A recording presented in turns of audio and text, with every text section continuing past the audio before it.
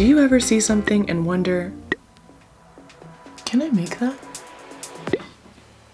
Wait, what? The internet kept showing me this Damson Matter Jerry trench coat, and in my DMs you were telling me it's reversible, it's beautiful, and I would actually fall to my knees if I had someone walk me through the process. Don't fall yet, we're almost there. In a previous video, I took us through all these steps to get us here. This whole video is just here. Probably need a more detailed map. We'll be navigating pockets, shell, lining, collar, buttons, scarf, the scarf.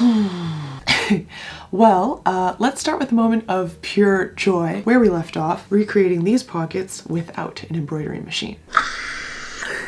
It looks so good. Oh my gosh. I can't believe I did this with no embroidery machine, no embroidery foot, just me and a decorative stitch. Let's attach them to the coat. Also attached the bottom cuff and then the front placket, just a straight stitch with some pressing. These do need to be top stitched, but according to my research, I think this needs to be one of the last steps, so stay tuned for that. The pocket is missing the tabs. One side has interfacing, sewn right sides together, grade the seam allowance, snip excess at the corners, flip them right side out. Every single one of these has a different color combo. This is brown, brown, green, green, brown, green, because they all go in different places. I gotta top stitch them. There they are. These ones have been pressed because they're the ones that go with the pockets. And I once again have my setup of top stitch, overlock, regular thread. I just need to put in the buttonholes and I'm good.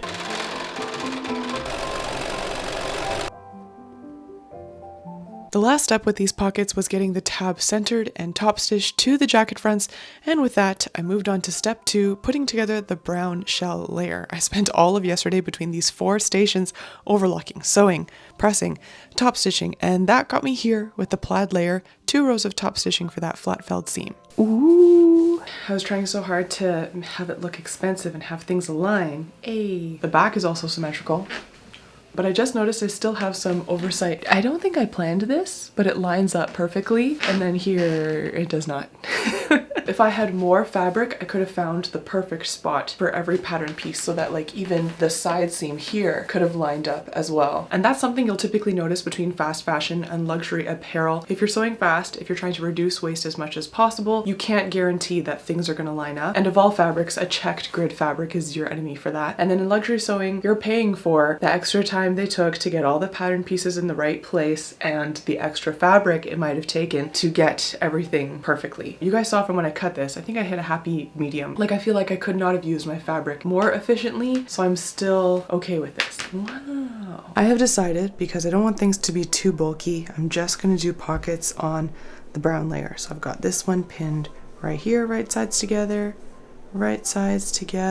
sew it in, and then I've got it under stitched, ready to sew the whole side, right sides together, closed, pressed nice and clean. Ooh, yeah. All of the cuffs line up.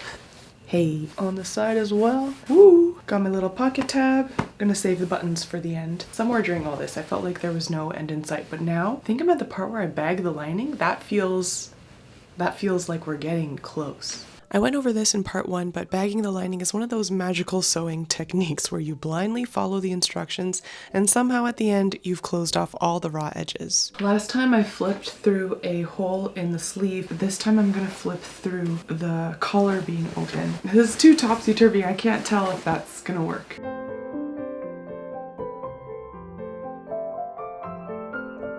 Oh my gosh, yay! That saves a step. These corners might need to be snipped a little more. They are too bulky.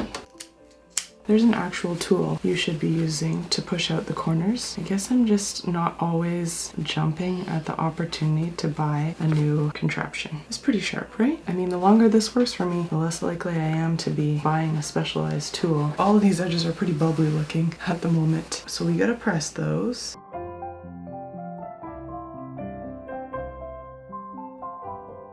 Let's try it on. Oh, brown side. She is now reversible. Ah! Oh my gosh. It's very cozy. But it is missing the collar. This is getting put together the same way that the draft one was, except I used all muslin for the draft, and this time I have to get the brown and plaid right. Oh, I'm already confused. Under collar, over collar, right sides together. Like so, or at least I think so. I don't know. I've already forgotten how I made that first collar stand. It's like I need to watch my own YouTube video or something. Typically it's the undercollar that gets graded, but I'm grading the overcollar because that's my less fraying fabric. Stitch the V-point.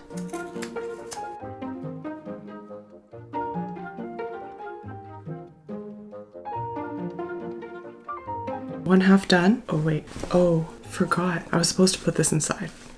1 second. Hey, now for the undercollar. Okay, I just realized I actually need to top stitch. This is another thing I did not do in the mock-up, and now I need to fit it into the order of operations. Proud of myself for buying 2 top stitch threads. Know yourself.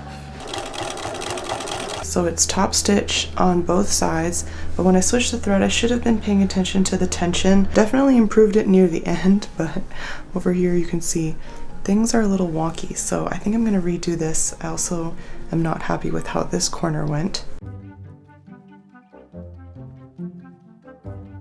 2 rows, there it is. I've become quite curious how the Damson Matter factory workers assemble this, because I feel like my way of doing it is very segmented. It's like I wanted to top stitch, then I realized I can't top stitch all the way to the end here because this has to stay open so it can attach to the coat. Another example is I'm attaching the collar stand, but I first sew the middle only, holding these 2 halves of the collar together, but at the ends of the collar stand they have to be attached only to their own side, so I have to like stop partway in the middle, open it up, finish the rest. This is working, it just, I'm finding it hard to believe this is what is done at the factory level. Or maybe it is. Haven't visited enough fashion manufacturing facilities to know all of their ins and outs. Oh my gosh, you guys. I'm so happy it's working out. Little peek under the hood. You can see it's all sewn together in the middle to sandwich these 2 halves together. But at the side, it opens up so that all of this can sandwich onto the jacket. I have studied a few photos for this moment, and I think plaid needs to be sewn to the shell in order to get it so that the collar, when flipped down, matches the jacket. Let's just put it together and see. Attached on the back. Now I gotta hand baste this whole part closed.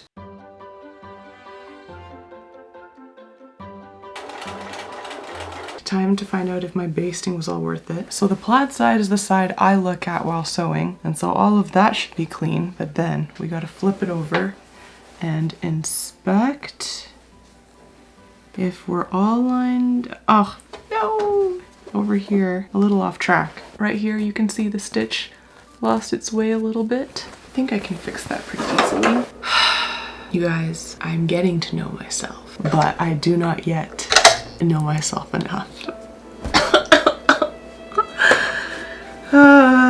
I'm working on the top stitching and I ran out of top stitch thread. Come on! This thing takes way more top stitching than I anticipated. Looking good though, making the corners and everything just look a little bit sharper. Nice and clean on this side. I'm gonna have to go get more top stitch thread.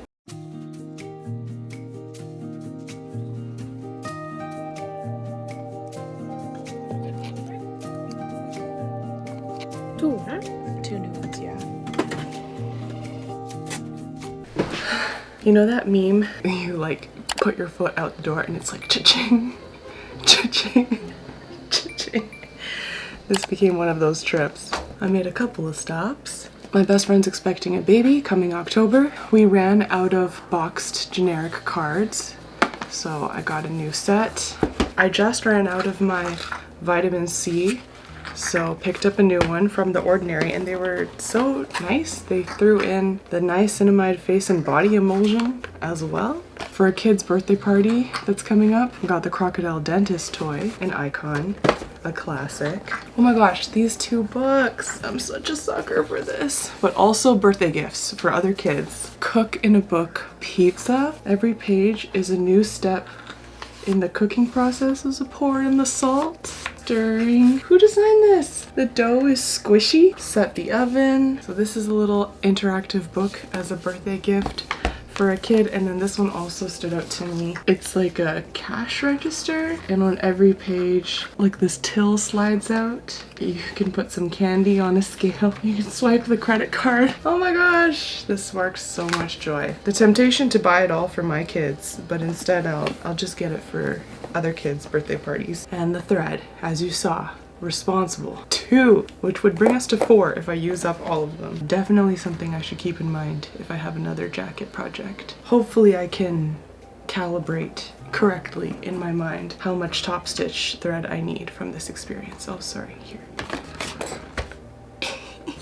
You're my little lady.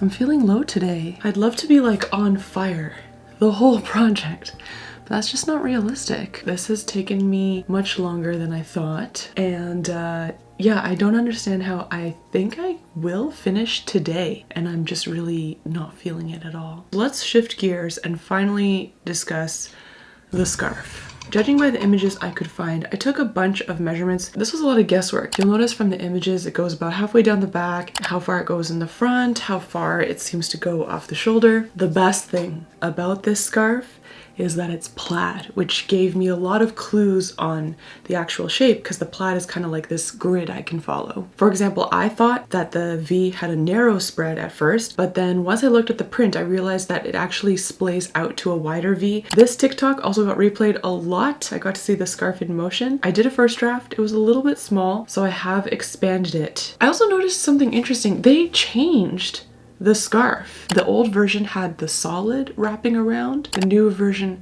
has the plaid wrapping around. I don't know why they did that. Such a small change, but yeah, curious why. I'm just gonna start sewing and assume I'm gonna start feeling better.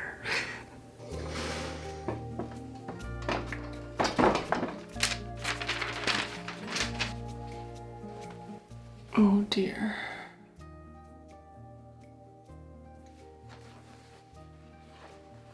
Uh-oh. No!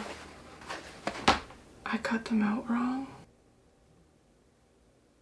I cut 2 of the same, and they're supposed to be symmetric. Oh my gosh. I don't think I have enough fabric. How did I do that? No!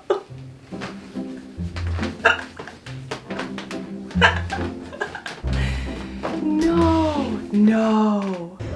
No! No. You have to be kidding me. Sadly, I did my walk of shame home. I finished my buttons, I filmed a short video explaining why a toothpick is involved in button sewing, and I returned to the fabric store the next day to end this once and for all. Okay, wait, let me double check with my pattern. Okay, we're good. The plaid layer, the brown layer. This just finished drying from getting washed, and now I gotta pin them together. I'm trimming off a bit of excess so that there's an even seam allowance all the way around. This little Prim pressing guide is a tool that I've been loving to use a lot. You can line it up along any edge you want to press. I'm doing it along this serge, and it helps me really easily get a tight press. It also has markings on it in case there's an exact width that you're trying to press. A little infographic of what I just described. It's different from a regular ruler because it's so thin and so flexible, and it can handle the heat of the iron.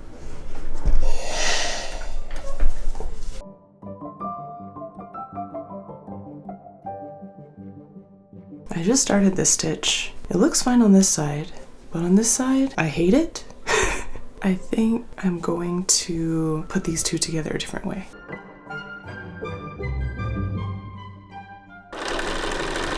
My new idea is to put it right sides together all the way around. You can see the green side is way puffier than the brown side. I'm hoping this works.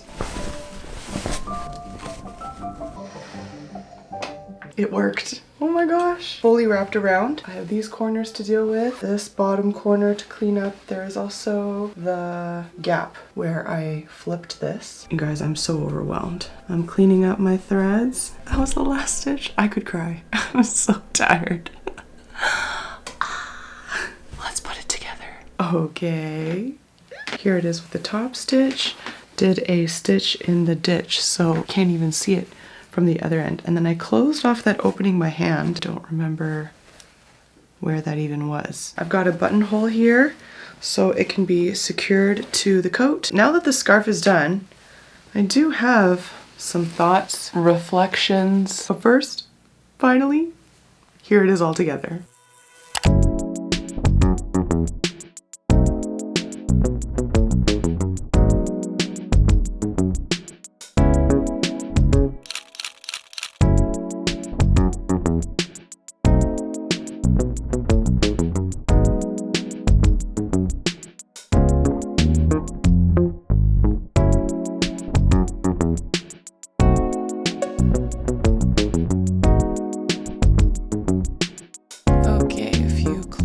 Thoughts. This wasn't intentional, but mine is certainly heavier than the Damson Matter version. I've got basically a wool plaid layer, and then this moleskin is heavier than like a standard cotton twill. Kind of works for my environment here in Canada, so I'm not mad about it, though it does tempt me to make like a light version. The pocket embroidery, it is such a special touch. Now that I have this script ready, I kind of want to see if I can integrate it into another project in the future. I disagree with the website saying the scarf can be a headscarf. I don't know. I can't get it to work. I don't see it modeled on their website. I don't see anyone posting it. I am not convinced that this is a real selling point. But with that being said, I love the configurations. All of a sudden, I can't remember if this is the first time that I've made something genuinely reversible, but with the cuffs up and down, the scarf on, off, or flipped, buttoned all the way up, or left a little bit open. So many ways to wear it. I wouldn't say endless, okay? I wouldn't over advertise like that. Price wise, this is retailing for roughly $2.90 Canadian, and I did look at my credit card statement. This came to $243.74 Canadian, so I didn't do this to save money. You can watch my thrift flip videos for Frugal Wendy. But if you'd like to see the 360 photos, stills of the pattern pieces, my thoughts from my experience making this, you can check out my Substack linked in the description. I also do weekly live streams there. It's a cute time. Woo! Thank you all so much for watching, for cheering me on through this project. I'll see you guys in the next video. Bye-bye!